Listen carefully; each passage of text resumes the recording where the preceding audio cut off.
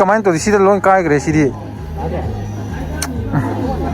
nang nuai ba nuai ta ba ro kamain to sige ba si je ado anoba chahi na lak pa sida nang kari wish pining ge mayam da ai gi subscribers sing da adudi thank you I PK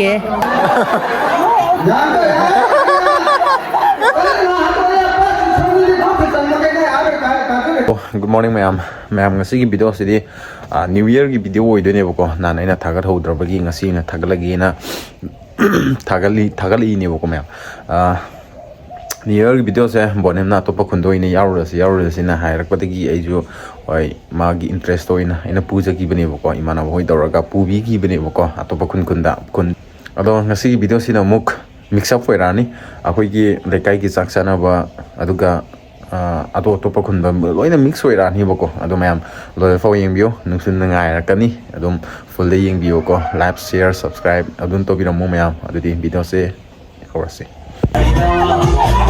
sisina akoi sahi 2025 ki lekai go ina sak sana bane bako 2025 loisalak bagi sahi loisalak bagi pulap lekai go ina sak samina ba akoi lekai ji pik pane da nam chaw le kai jin te mi ju yam de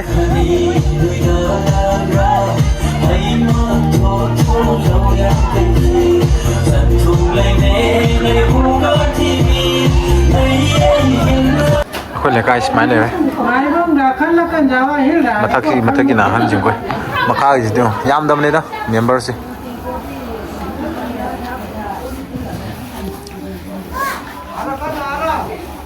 akoi bonem thole ko sida gari chu chin na de ma khong na chila chilak te ni khong chelo bonem sida le ne chelo khong na chelo ne nang yao da chelo ne ngasi bye bye nu min ni na bonem na atopa khondo ina yaw wa chalu ji hai ba ko mana Abraham ngasi Christmas koi ba se bye bye atopa khunde yaw ba se kamain tawge changmudi changdri yaw budi haudri ngasi khaktani Christmas adone anoba sahi handak sahi 2025 ti ngasi na loi gradoi ne bako ado anoba sahi na lak pasida nang kari wish pining ge mayam da ai gi subscribers sing da adudi thank you I PK aduga china okay Christmas ke lao Christmas ti loi gre bye bye ga ni ra ne to ri sa adu da se lao nungai na kari to doi ba nungai da adu ga kamde adu nangi ahan keno ngasi 2025 ngasi na lawyer ni bako sahi se andaki sahi sidi ngasi na lawyer ni adu da nang su mathang sahi sina lak pasida di nang ju ana ek yaw nu ko rena bor pibiri ka bor pizari adu ka nangi fe nang ji ti wa ngai le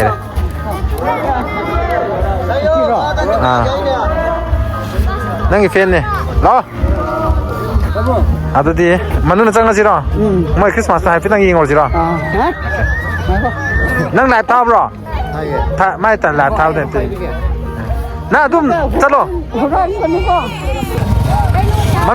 mamin pikal kro ngasi di bonem mathan ta noi jagoi sa ni nong ai ngasi de to ke bonem gi su live kan na thari kai ne nge bonem ke live kan na thari tio na kana yeng ge kam ge ha ro as yeng ni su yeng janu ke no view kaya char ke kana no yeng de nang la tu dum tha thamu da na ado ngasi di nuai de nuai re de khang de ko ado chang ani manu sida sang oraga yeng orage sima phom se am phaja bane bonem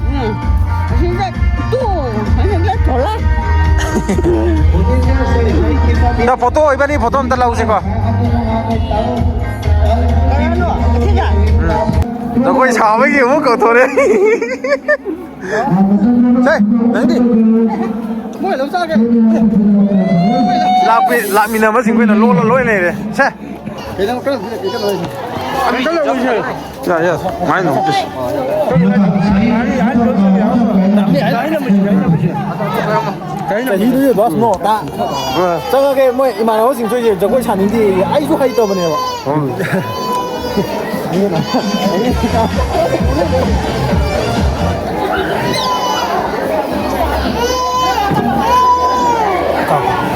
오야 뭐냐? 무슨 파이프가? 이거. 됐어.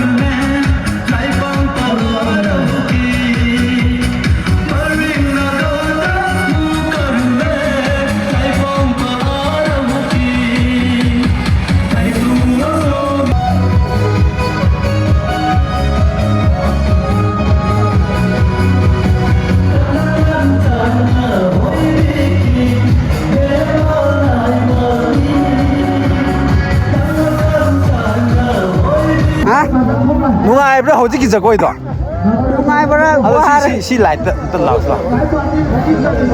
누가 호지기다 la 아또부터 좀 차로 기지 보고 Canada Canada 땡하 Canada 아시기 던나버시다 뭐 차로시라 아저 ngasi 아코이나 좀 쿤들 짤라가 아코이나 크리스마스 오이나 야오버 짤리니 보고 좀 구마이 마방 파한게 하드나 코주 좀 꼬이바 라이니 보고 아도 뭐 짤로시라 Ada masalah kundusi 남는 응시 그래다 시 뭐냐 낭시 자라디 높이 방ani ngasi 제 Ai này lâu kìa 어 sorry 엄마 마이제 아저 원행 많은 간데지 가 뜨나 누이디 누이 콜라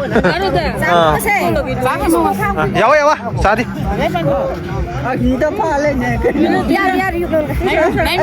ka lopis 어라 Adi ka lopis 로로 둠 Magsari hindi to magkipag kay. 제 굿다 Ciao ka na lutan 직세 뭐냐면 나이 프레임 엄마도 또 노래 보고 마기 폰제 또 그래서 딱 이በ기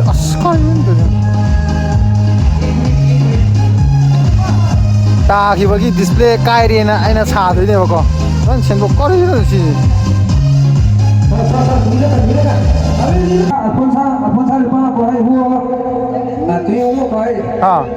또 봐.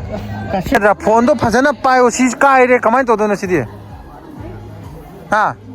Mua cả xí lò xí ngay 오빠요 시시 가만히 떠드 시들 론 까이 그래 시디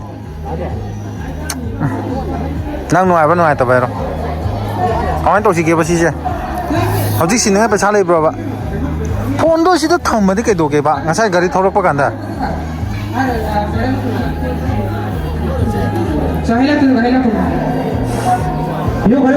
시 까이 그래 가만히 또 시게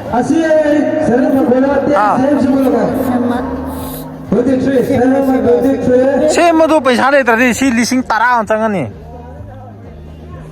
gas तो था तो gas अंदर gas तो था sir पास थाजरी हो हां sir मथा के 자 बाकी त पनि 정말스 라 Mua apa sah Tuhan masa sah sir मथा के एक कुमोई 때문에 해체 도시디 ये को पसा एक कुमोई नेक्स्ट ये पोले sir number 2 전에 sir number 2 test तुम किम 나시 까이 그래 어디 까이 도세 너 तुम किम आनी ये चमड़े से परेम छाई नुगा सही 거기 막 보면 젠스 또래 뭐해 나도 보내 뭐해 뭐래 누가 브라 크리스마스 쳤지 고자 쳤지 Này semua kau kau 아 누가 브라 봐 계속 까이 때문에 파기 더 베네 뺑 맞아 또 보니까 크리스마스기 바이바이기 그래 마삼 또 버려 봐 아도 아코이 아도 이네 야오러시 시 마타키도 이나고 Kerida. 아시기 마타키 아도 파도 야오러시 호이 또나 모이 프라이스 기가 게 이엔리 보고 잘라지 나 뭐냄새 악당 마타 사로래 아이는 악당 플레잉 또 천문이다 바이바이기 하 폰도 까이 그래 마네디 시엠마지 빠차 빠이 미디 하우직 시엠마 잘루지 나 서서서 아무 어디 꼴레 디디 누가이 가니 봐 난거 난 아이도게 남 라닝 그 비나트라 가리 시달레 리벌레 차비 매암제 난 나탄더니 자고 차듯이 아 그 인간이 부 아마 자고 차듯이 봐 너야 브라 보냄래 하 아니 두래 딱 자고 차들어 나 아이나 게도게요 미 나이 레레 미 나이 레레 봐 Takano. le sabi me am ko thorani boko side nang sanadra ba nang aina ke dokyo mam se ahan bani boko aina chang gi la farok tani wa ina le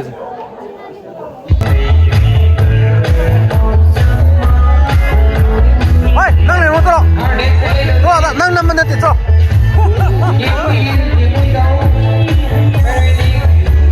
jago em ta sa ro 자, 보냄! 자, 보냄! 자, 아니, 가서! 가! 아이, 가서! 사람이야, 이번에 나한테 누가 그래? 자, 자. 가. 저 내로 밀고 그래. 같이 가. 연락가 또 거기 갔어.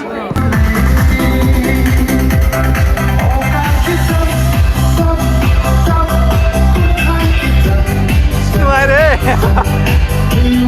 em sẽ hậu màu gì cả cái nó cho quay xả thôi đấy mà thằng tên này xả tôi sẽ màu gì quay ready lấy đấy thôi lắc tôi chứ cái này qua đây à xin tông mùa cả màu cái tàu đấy này căn định khai không màu này hình mấy à đi cô một em màu này hình mấy à đi Ai 어 뭐래 마망 당호 마망 bener lu ngomong udah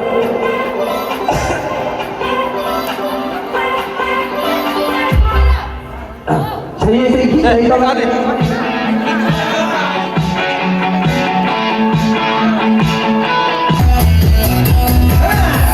나 진짜 너 아이디 난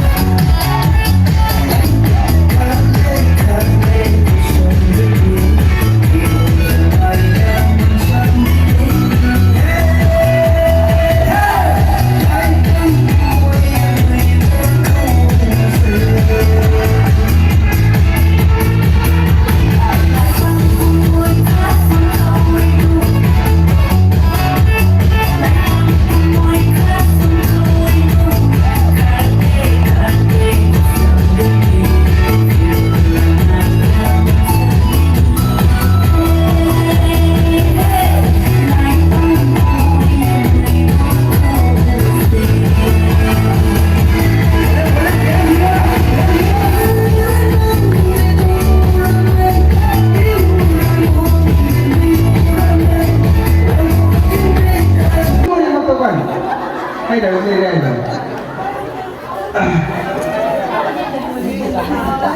đây là có xin đấy boleh sedang nak pengaira boleh bertindak atau dah beli punya le kami pindah nakal le ya kira minta yang murah apa itu minta aku sorry jangan jangan tu ya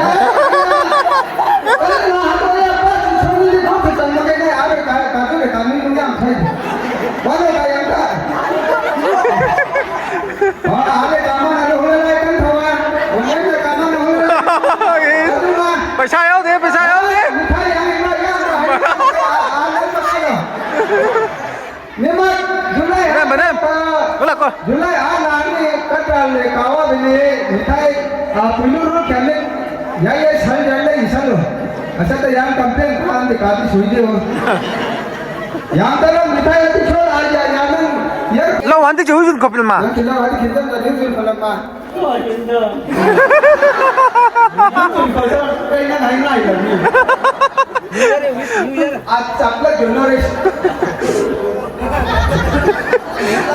뭐 자연디 전고 잡고. New Year kan. Asal sun di tongan ai yang tahu di tongan tu nak min tahu asal. Sa are mungkin handshake to lah. Bicara. quay năng không quay năng không Koi. có đi Koi lang. mi mà sinh luôn Omo. Kan bonen nyama. Boleh ni ai ni.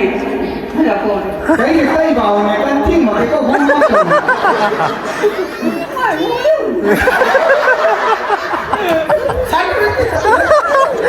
Kau dia dah cakap orang tu sah. Meeting lah.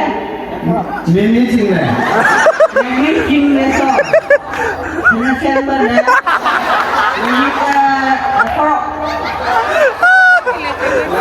No. Đây là kau dah cakap dah. Kayu.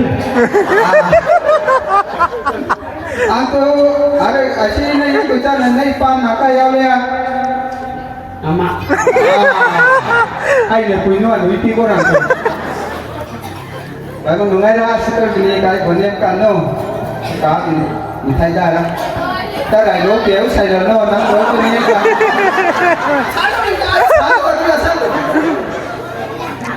nè năng na quái đấy cái bầm phát dậy hay là khăn gì vân nó pido à hình xếp tổ rồi Ah, baru nungai dah sekarang ni yang aku kata pasti. Ini kapung ake hida doa. Ini kai bye bye kin. Dah le ah. Ini kai. à đây sister này cô xin là father xin là sister Dah rồi.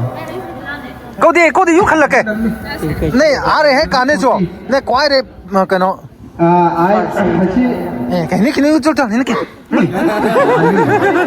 ini cái thứ cái nhiều thùng mà có này chơi Bonem ha. Happy New Year. à đây có Kan kau ni. à đây có Paisa sudah di syukur. kau dia Di lalu tidak. sao này mình thay này mình thay anh đi chẳng giúp biết cả sao Sai nung à ta sao kalau tidak. Hai le kalau ni kai kumtuai. Iyi tidak. Happy New Year tu. Tu ni lui lagla. Ni ngah dia. Happy New Year tu. Yang mai roi di kani bye bye. Tu hai tu ruang. mà no đây đang có gì sao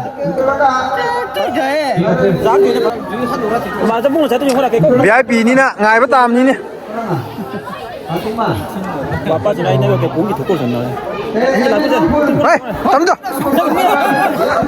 ô thì phao rồi ta là côกันta à hiểu vậy nè ngài bắt dance to chứ cái đó Ngai berapung je. nanti keno ka keno mau singa sa ba no ngai bra ba Ngai berapung je.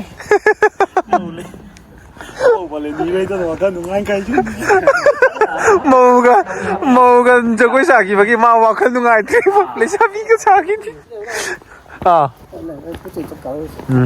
nang chang ki ga ro sang ro je ada mi keno worship tori kana mà màu dịch xe pung xe baro ga cái nó ta đấy bố ado bye bye lôi cái 2025 ki chahi se ngasi na loisan gre aduga 2026 ki anong chahi amuk lak pasida ai followers mayam ai subscribers mayam su nungai ai fana palmina ba imung aduga ama ga nungsi chana laimina ba chimi tami hen na nungsi chana laimina ba oi halasi ngasi gi anoba chahi sina lak pasida ko ngasi numit sida hai batare aduga mayam ngasi gi video sidi swaid loisalage good night mayam